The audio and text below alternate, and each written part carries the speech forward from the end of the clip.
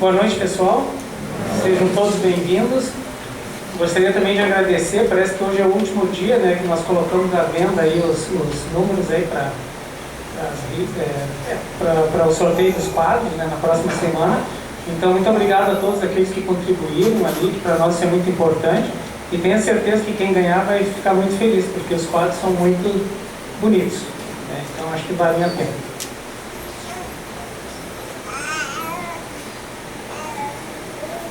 Agora já eu estava concentrado na palestra aqui, desculpa. Então, vamos começar. Bom, começo fazendo uma pergunta. É possível ser feliz? Pergunta batida, né? Quem é que não quer ser feliz? Quem é que não procura felicidade? Então é quase que chover no molhado fazer uma pergunta dessas. Todos nós queremos ser felizes e todos achamos que podemos ser felizes, porque senão a gente, sei lá, ia se atirar pela janela e ia desistir. Nós somos eternos otimistas, estamos sempre procurando a felicidade onde quer que ela esteja. Mas eu quero dar uma conversada sobre isso, porque às vezes até por uma questão de enfoque, assim, a gente perde a oportunidade de ser mais feliz, vamos dizer assim, nessa encarnação do que está sendo. Existe um eterno debate, um conflito sobre se a felicidade ela pode ser permanente ou se felicidade são momentos felizes. Eu acho que na nossa atual condição, dificilmente alguém vai ser sempre feliz, né?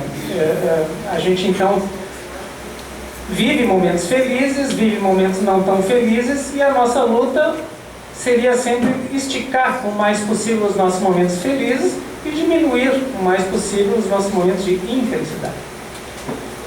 Sempre lembrando que momentos de infelicidade não são necessariamente momentos em que a gente está trabalhando, se esforçando, suando a camiseta, né? O lavrador, quando ele está num solo escaldante, plantando as coisinhas dele, e ele não está propriamente sendo infeliz, ele está trabalhando duro. Claro que ele não está rindo à toa naquele momento, mas em cima de uma perspectiva que depois ele vai colher os resultados, vai ter aquele alface, aquele hortifruti grangeiro bem gostoso na sua mesa, o que vai ser o produto de uma venda que vai lhe sustentar. Então, na verdade, naquele momento ele está plantando, vamos dizer assim, algo que vai lhe trazer um momento feliz depois. O momento infeliz seria aquele onde a gente realmente está chateado, está magoado, está depressivo, acha que alguém foi injusto com a gente, né? E esses aí que a gente tem que tentar, então, aos pouquinhos diminuir. Bom, para entender melhor isso, a gente sempre era bom lembrar o quanto a natureza é cíclica, né? Temos o sol e temos a lua, temos o dia e temos a noite. Vem a tempestade e depois o tempo melhora. Até tem aquele ditado, né, que não há mal que sempre dure e não há bem que nunca acabe, né? Por que eu estou dizendo isso? Porque nas nossas questões psicológicas também é assim, nós vivemos ciclos de maior felicidade e ciclos de maior infelicidade. Não apenas quando existe um momento concreto para a gente, um fato concreto que faça a gente ficar feliz ou infeliz, mas até no nosso humor. Às vezes, sem um motivo aparente, a gente não se sente tão bem, se sente até meio infeliz ou depressivo, e em outras ocasiões a gente se sente bem melhor e não aconteceu nada propriamente que justificasse isso. Entendendo, sabendo que nós também vivemos ciclos, assim como toda a natureza, e nós fazemos parte da natureza, isso pode também nos ajudar, então, a diminuir, então, vamos dizer assim, os momentos de infelicidade e aumentar a quantidade ou o tempo dos momentos felizes. Eu lembro sempre de um fato, né? Quem não conhece, né? A criança, geralmente é uma criança, né? Acontece alguma coisa, ela fica emburrada, uma criança maiorzinha, não tão nova, né? E eu fazia isso, né? Então por isso que eu me lembro bem. E aí a gente ficou magoado com a mãe, com alguma coisa, e a gente estica aquela mágoa. E daí a pouco a gente já não está mais a fim de ficar magoado, vamos dizer assim. Aquilo vai passando e a gente força, fecha a cara, vira para o lado, mostra que está sofrendo, que está triste. Mas mesmo assim, veja como é a natureza. Tudo conspira contra isso. Daí a pouco vem alguma coisa que faz a gente rir, a gente não se dá conta, sorrir, e aquilo passa. Ou seja, mesmo que a gente queira, a gente não consegue, no caso da criança ali, né, manter esse momento de infelicidade indefinidamente. Claro que com adultos as coisas são mais complexas, né? Tem que dar um jeito de desconto, mas eu acho que o princípio em si é o mesmo. O que isso nos traz de benefício? Exatamente o que diz aquele ditado: não há mal que sempre dure, não há bem que nunca acabe. Mas a parte que nos interessa é não há mal que sempre dure. E para nós que acreditamos em outras vidas, em várias encarnações, que estamos tendo um processo evolutivo de aperfeiçoamento, é importante lembrar sempre, e isso nos é dito pela espiritualidade, que nós nunca viemos numa encarnação sem o equipamento, vamos dizer assim, necessário para viver aquela encarnação, para passar pelas provas daquela encarnação, para cumprir com sucesso aquilo a que nós propomos em algum momento lá, do outro lado, antes de encarnar, consciente ou inconscientemente. Então, seja qual for o nosso tipo de dificuldade, dificuldade física, dificuldade psicológica, dificuldade de ocasião, a gente vem com o equipamento necessário para lidar com isso. Isso todos os mestres, os espíritos que se comunicam, seja na Umbanda, seja no Espiritismo, seja no catolicismo, todos são unânimes em dizer isso. Então, provavelmente deve ser assim mesmo. E aí, força a gente a mudar um pouquinho o enfoque também. Se fala muito, por exemplo, em que nós estamos aqui na encarnação pagando dívidas do passado. Eu posso pensar nisso, em pagando dívidas do passado. Mas eu posso pensar também em que estamos tendo uma oportunidade de retificar equívocos do passado. Não é propriamente pagar uma dívida, mas é ajudar, vamos dizer assim, dar a nossa contribuição para que a lei de causa e efeito se cumpra no plano terrestre.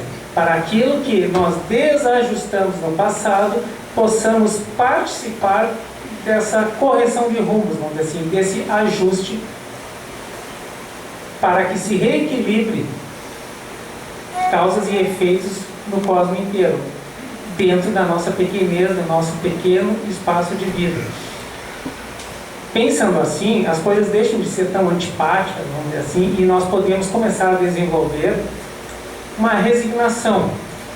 Mas não uma resignação apática, mas é resignação vamos dizer assim, uma espécie de covardia de quem não quer viver. Não, resignar-se no sentido de que por algum motivo as coisas são assim, por algum motivo eu nasci com algum problema, ou com um defeito, ou com questões psicológicas que eu não consigo lidar bem, ou numa família complicada, ou no meio onde eu não consigo viver adequadamente, até, por exemplo, esse pessoal que vive nesses lugares conflagrados aí no planeta.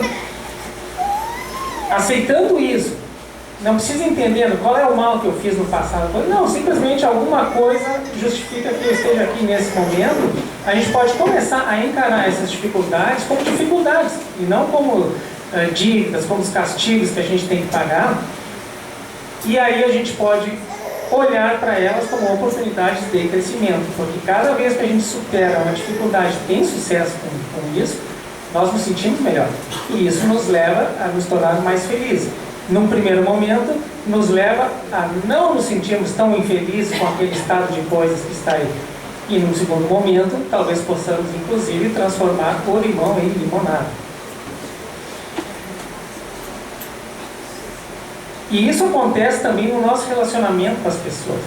Porque a gente julga demais, a gente critica demais, e se esquece que nós somos, embora todos sejam iguais perante Deus, nós viemos com equipamentos, como eu disse, diferentes, com capacidades diferentes, psicologias diferentes. Tem pessoas que são mais lentas no raciocínio, e às vezes se sentem mal com isso, porque tem pessoas que são muito rápidas, e às vezes tão rápidas que elas ficam agoniadas, por exemplo, com a nossa lentidão.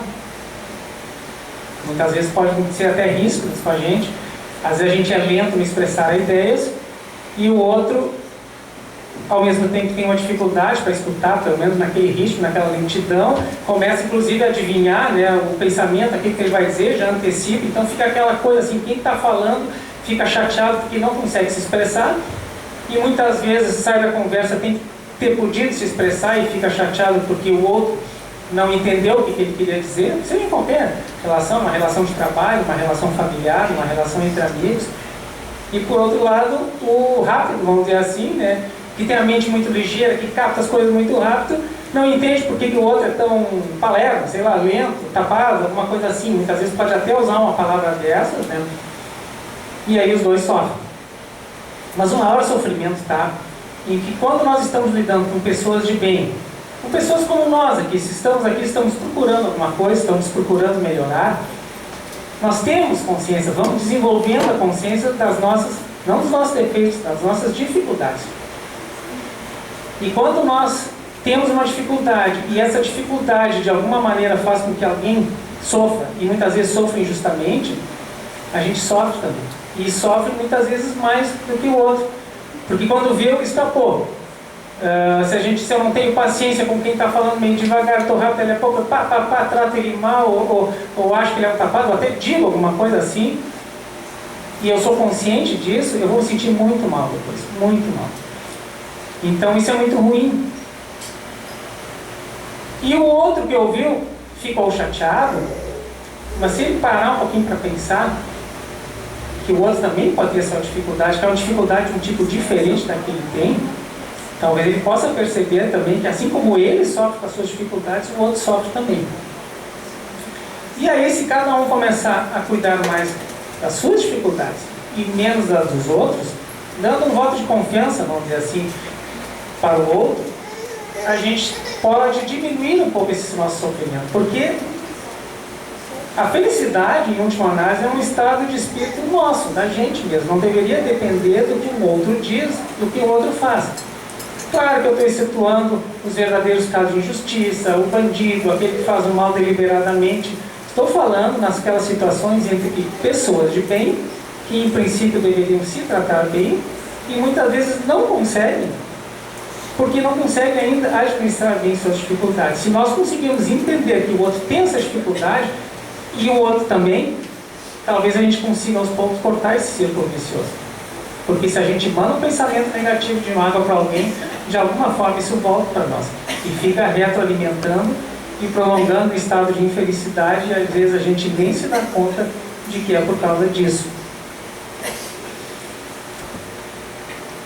Para mudar isso aí, existe uma regrinha muito simples, difícil de aplicar no início, mas muito eficiente, que é vibrar em sentido contrário. Ficamos magoados com alguém, vamos tentar vibrar em sentido contrário. Não pensar nessa mágoa, pensar de alguma coisa boa, pensar no momento em que aquela pessoa lhe proporcionou um momento feliz, um momento bom. Isso, num primeiro momento, é difícil. Isso vale para qualquer. Eu estou usando o exemplo de um relacionamento entre pessoas porque eu já comecei nele, mas vale para qualquer coisa na vida, para dificuldade no trabalho, para qualquer coisa. No primeiro momento, é como empurrar um carro para fazer ele pegar. Uma ou duas pessoas vão empurrar e aquilo parece tão pesado e parece que a gente não vai conseguir empurrar. Aos pouquinhos, faz uma forcinha a mais, ele começa a andar lentamente, começa a rodar, daqui a pouco ganha uma velocidade, e o motorista consegue fazer o carro pegar. Tudo na vida, mais ou menos, é dessa mesma forma. A gente faz um esforço inicial e, se não desistirmos logo na primeira dificuldade, aquilo daqui a pouco começa a mostrar o seu efeito e aí começa a ficar mais fácil. É como um exercício físico. Nós não vamos aumentar a nossa capacidade de nada, né? O corredor de 100 metros, ele corre 100 metros, mas para isso, para poder usar essa capacidade que é inata a ele, que ele já tem, ele precisa treinar, precisa fazer o exercício físico, precisa capacitar a sua musculatura. Nas coisas do espírito, nas coisas da psicologia, da mente, dos sentimentos, é assim também. A gente pode treinar, adestrar essa musculatura, e aos poucos a gente vai ver a resposta, e essa resposta é bem palpável. A gente sente e nota isso de uma forma bem palpável. Mas às vezes a gente não tem essa condição. A gente está com uma dificuldade e precisa de uma ajuda externa, notadamente em situações depressivas ou, sei lá, às vezes a gente está abaixo de mau tempo, aí sozinho não consegue sair daquele lodo, daquele pantanal. Para isso precisamos dos outros. Para isso, por exemplo, existe uma casa como essa, existe uma igreja, existe aquele amigo sensato que pode nos aconselhar, mas sempre lembrando que essa ajuda externa, ela é um impulso inicial para a gente sair daquela situação de dificuldade. Depois precisamos fazer a nossa parte e andarmos sozinhos. E aí, voltando ao tema da felicidade, o que é que nos faz felizes, então?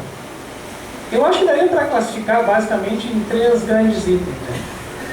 quando nós conseguimos atender os nossos desejos imediatos, aquela compra que a gente quer fazer, aquela pessoa que a gente quer encontrar, quando as coisas começam a dar certo no plano material.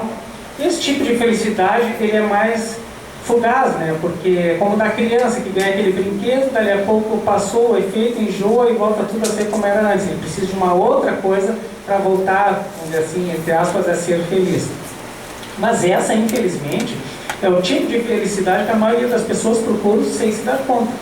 Eles procuram a felicidade, mas procuram de um jeito que não é, vamos dizer assim, o mais efetivo. Num outros termos, poderíamos trazer a felicidade que os mestres, os espíritos, Jesus, todos eles concordam e dizem que ela está dentro de ti mesmo. Aquele Deus, aquela fagulha divina que está dentro de cada um e que ao buscarmos e entrarmos em contato com ela e conseguirmos manter esse contato, essa beatitude, essa bem-aventurança vai se irradiar por nós e ficaremos sempre felizes. Tem um filme que está passando agora no cinema sobre a vida de Yogananda, onde ele diz exatamente isso. E ele conta a trajetória dele e mostra depois como ele tem permanentemente felicidade a despeito do que acontece à volta, em virtude desse estado de comunhão permanente com Deus que ele alcançou. Só que isso também não é fácil, né? Nós queremos chegar nesse ponto, mas talvez a maioria de nós não consigamos nessa encarnação. Mas existe um terceiro modo, a terceira maneira de ficar feliz, que essa é acessível a todos nós, que é nos sentirmos úteis. Não há quem não fique feliz, não se sinta bem se sentindo útil a quem quer que seja. A nossa família, a nossa semelhante, a sociedade, seja de que forma for. Então, quando nós fazemos as coisas de uma forma desinteressada, e isso é útil para alguém e não prejudica ninguém, nós nos sentimos bem. Em cima disso, a gente já pode começar a trabalhar, então, essa ideia, né? Mesmo no trabalho que a gente tem que ganhar a vida, a gente pode fazer isso de uma maneira cortês, de uma maneira correta, de uma maneira ética, e sempre que possível ajudar desinteressadamente aquele que está ao nosso lado, que está precisando, mesmo que ele aparentemente não mereça, seja um interesseiro, qualquer coisa assim. A gente se sente bem pela sensação do dever cumprido. Estava passando esses dias na televisão, o pessoal que está atendendo cartas para o Papai Noel das crianças, e era bem interessante ver como eles muitas vezes se emocionam, né, ao ler as cartas, ao responder as cartas, e principalmente quando eles conseguem atender algum daqueles pedidos daquelas crianças. É um trabalho voluntário, um trabalho de caridade, um trabalho em que eles se sentem úteis para alguém que está precisando. Podemos estender esses exemplos para qualquer área das nossas vidas. Sentirmos úteis nos faz mais felizes. Então, se nós temos consciência dessa natureza cíclica, de que os momentos ruins e os momentos bons vão se alternando, e que é possível, então, procurar aumentar a quantidade de momentos bons e diminuir os ruins, isso muda a nossa perspectiva, a nossa maneira de abordar a vida, e faz com que as coisas comecem a ficar, pelo menos, mais fáceis, no sentido que a gente vê um sentido, uma maneira de procurar melhorar as nossas situações. Sempre lembrando que nunca é tarde para começar, mesmo quando nós estamos com mais idade, mais no fim da vida, todo o trabalho que nós fizermos agora, em prol da gente mesmo, do nosso semelhante, ele vai ser aproveitado. Se não for aqui e agora, no outro lado, quando desencarnarmos, ou numa encarnação futura. É bacana de ver, muitas vezes, pessoas que estão com 80 anos, estão fazendo uma faculdade, e às vezes a gente pensa, mas onde é que ele vai aproveitar isso? Mas quem sabe ele não está se preparando para ser um médico, um engenheiro, alguma coisa lá do outro lado, né? Então, nunca parar é importante. Nunca pensar que não podemos ser úteis para alguém. Se sentir útil nos faz mais felizes. E dentro desse espírito, manter sempre aquela atitude do orar e vigiar. Orar e vigiar é uma assertiva assim, que vale para tanta coisa, que chega a ser impressionante. Também aqui, nesses casos aqui, vigiar os nossos pensamentos, as nossas atitudes, por exemplo, não criticar tantos outros, não julgar tantos outros, nos ajuda a sermos pessoas melhores. E o orar nem sempre significa orar, parar, pensar e dirigir a sua mente para Deus ou para algum espírito, um protetor que está do outro lado. Agir corretamente, fazer a coisa certa, é uma forma de oração. Por que é uma forma de oração? Porque naquele momento nós estamos elevando a nossa vibração, sempre que nós estamos com o pensamento adequado, com o pensamento positivo, com o pensamento correto, fazendo as coisas certas, nós estamos elevando a nossa vibração pessoal e com isso permitindo uma aproximação mais efetiva dos nossos protetores, que todos nós temos nossos guias, nossos protetores, que estão sempre ansiosos para nos ajudar e muitas vezes a gente não está permitindo que eles nos ajudem. Quando nós rebaixamos nossa vibração, quando nós deixamos que os pensamentos negativos tomem conta da gente, nós estamos fazendo uma barreira e eles não podem nos ajudar. Quando nós fazemos o contrário, nós estamos com os nossos atos fazendo uma oração para o alto. E todo o protetor, o Espírito que vem nos ajudar nesses momentos, porque nós estamos permitindo eles, dando condição para eles fazerem isso é uma forma de oração, porque eles, em última análise, numa pequena escala, estão representando um poder maior, que é Deus. E por fim, nós podemos também melhorar o nosso estado interno através da meditação. Mas a meditação, ela também pode ser compreendida de uma forma mais ampla. Não é só aquela meditação do yoga, a meditação do místico da igreja, que fica lá rezando, ou que fica se concentrando em alguma coisa. Aliás, para meditar precisa se concentrar. O que é concentração? Concentração é simplesmente colocar toda a sua atenção numa determinada coisa, num determinado foco, assunto, pode ser um trabalho que está fazendo, um texto que está redigindo. Quanto mais focado e mais concentrado, mais efetivo, como se fosse um raio laser em cima de uma coisa. O que é a meditação? Meditação é a concentração em Deus, ou em algo que remete a Deus. E aí que talvez esteja o pulo do gato. Porque se concentrar em Deus ainda é um pouco difícil para nós. Embora yogis, psicólogos, todos de alguma maneira tentam ensinar a gente que Deus está dentro de nós, que a gente pode encontrar e que devemos meditar nesse Deus interno, na prática a gente não consegue isso tão facilmente. Às vezes a gente não consegue nunca numa encarnação. E como é que a gente então se liga a Deus? As coisas que remetem a Deus. Por exemplo, cada um que está sentado aqui nesse momento, se nós acreditamos que a espiritualidade está aqui conosco, está irradiando as suas bênçãos para nós, se nós nos tornamos receptivos a esse estado e realmente nos sentimos bem, e vários que estão aqui sabem disso, porque sentem essa sensação de bem-estar, de felicidade, ainda que seja somente no momento que está aqui. Bom, nós temos uma memória sensitiva. Assim como nós nos lembramos do gosto de um doce, do quindim, da sensação de uma coisa ruim, do fogo que nos queimou, de uma sensação de alegria, temos a sensação, a memória olfativa, gustativa, nós também temos uma memória sensitiva. É possível, quando estivermos em casa, em qualquer lugar, antes de dormir, na hora de acordar, ou quando precisarmos, nos lembrarmos, fazendo um esforço, daquela sensação que nós sentimos quando estivemos aqui, por exemplo, ou estivemos na igreja, ou em qualquer lugar onde a gente tenha se sentido bem e saiba que se sentiu bem porque tinha uma força maior envolvida. A memória dessa sensação, quando nós a trazemos de volta, ela traz junto com ela toda a força que gerou essa sensação. E naquele momento você se liga à egrégora da casa, à egrégora do local onde você estava, em suma, você se liga a Deus, ainda que de uma forma indireta, porque não é diretamente ao teu Deus interno, ao Deus exterior, vamos dizer assim, que na verdade nunca é exterior, né? Mas você se liga a um efeito da divindade que vai tocar dentro de si, vai fazer com que a tua divindade desperte, ainda que você não note isso de uma forma tão consciente, mas o efeito prático disso é irradiar uma sensação de bem-estar, uma sensação de felicidade. Isso tem que ser praticado, mas eu desafio a cada um de vocês, pratiquem, não acreditem em mim, acreditem em vocês mesmos, pratiquem e vejam o resultado. Se nós fizermos isso ao longo das nossas vidas, aos poucos nós vamos obter momentos em que nós vamos poder, a despeito das dificuldades, nos alinhar, nos reequilibrar.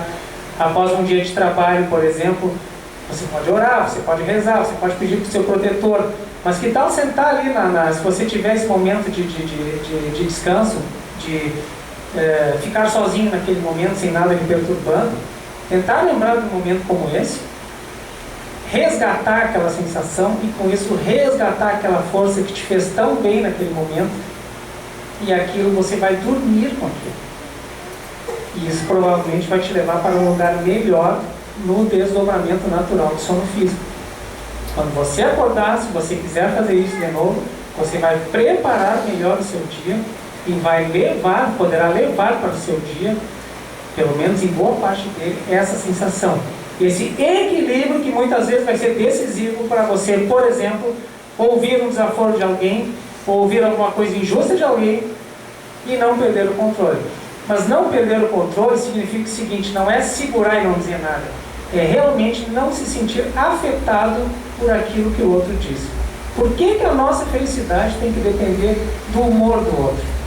Ela deveria depender só da gente. Essa é uma maneira de tentar esticar isso aí. Se você tem a oportunidade, por exemplo, no fim de semana de ir na natureza, no mato, se você sentar, fechar os seus olhos e se concentrar simplesmente naquela natureza, no barulhinho dos pássaros, do vento, e tentar de alguma forma se sentir harmonizado com aquela força, aquilo é Deus expressado na natureza. No caso das matas, dos passarinhos, dos bichinhos, Oxóssi. Mas seja que nome for, você estará conectado naquele momento com uma força divina. Você vai se beneficiar disso e da mesma forma, quando estiver em casa, você pode resgatar isso aí.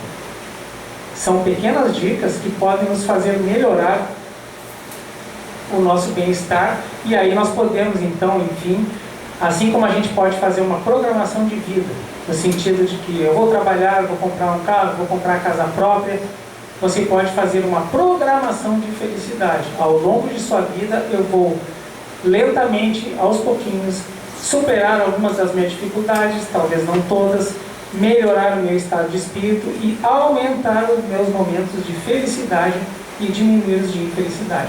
Fazendo isso, você não apenas vai se sentir mais feliz, mais útil, mas você também vai ser um elemento importante para o outro que tem contato contigo. Porque sempre que a gente tem contato com alguém que está numa boa, vamos dizer assim, a gente se sente bem também, né? E o contrário também é verdadeiro. Então a gente assim pode contribuir para o bem-estar geral, simplesmente nos esforçando para nos tornarmos pessoas melhores. Então era isso. Desculpe, eu acho que me alonguei um pouquinho mais do que deveria, mas talvez numa época de fim de ano, que todas as vezes as pessoas ficam um pouco deprimidas por causa do espírito natalino, ou ao contrário, eu convido vocês todos a refletirem sobre isso, né, e tentarem aplicar nas suas vidas diárias. Vamos agora para o nosso ritual do fogo, onde já estão presentes, então, está presente a falange de São João Batista, que é de cura, que é de espiritualidade,